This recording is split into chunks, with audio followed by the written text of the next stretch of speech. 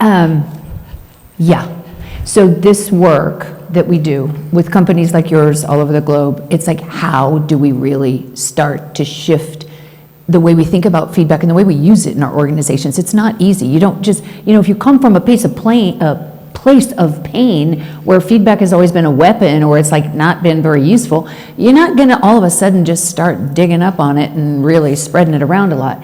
So we have a quiz for you. This is the audience participation part. And I was so excited when you talked back to our host. It's like, yeah, you're under those masks. Hit or myth. I'm going to ask you the question. You're going to shout out hit or myth. And the myth is in, instead of a miss, it's like hit or myth, because my little 4-year-old grand has a little lisp. So you can say myth. Feedback. Is this a hit or a myth? Feedback that targets your mistakes has the most impact, can help you change. Hit or myth? Wait, what?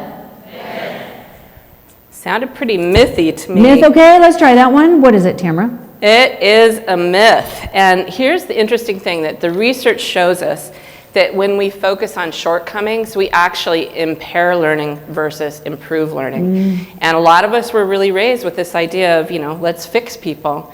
And unfortunately, that's not driving us in the right direction. Right, so, okay, next one. The best feedback is direct, and it gives a solution. Stop doing A and start doing B. Direct and solution oriented. Hit or myth? Wait, what? A lot of hits. A lot of hits. This one's tricky. I think we trick you with this one, because the direct word is correct. It's kind of like Vegas gambling, isn't it? It's like so when we are giving solutions or answers, we are exerting control, and again, we're elevating fear, we're reducing people's ability to really own the answer.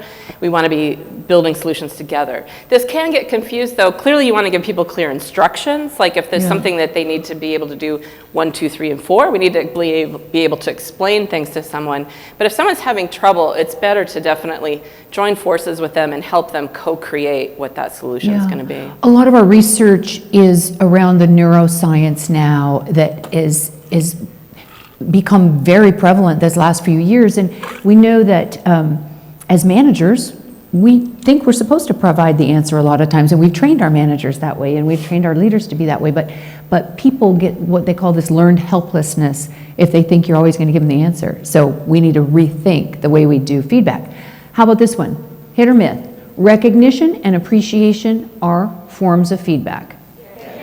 Oh, that's a good one. Hit. Yay, yes, hit. Recognition and appreciation are forms of feedback, and particularly, and we'll talk a little bit more about that as we get specific, when we provide specificity around that appreciation, then it really sits in the heart of the feedback zone. Yep, love it. Thank you for playing. You would have won if you were at the tables.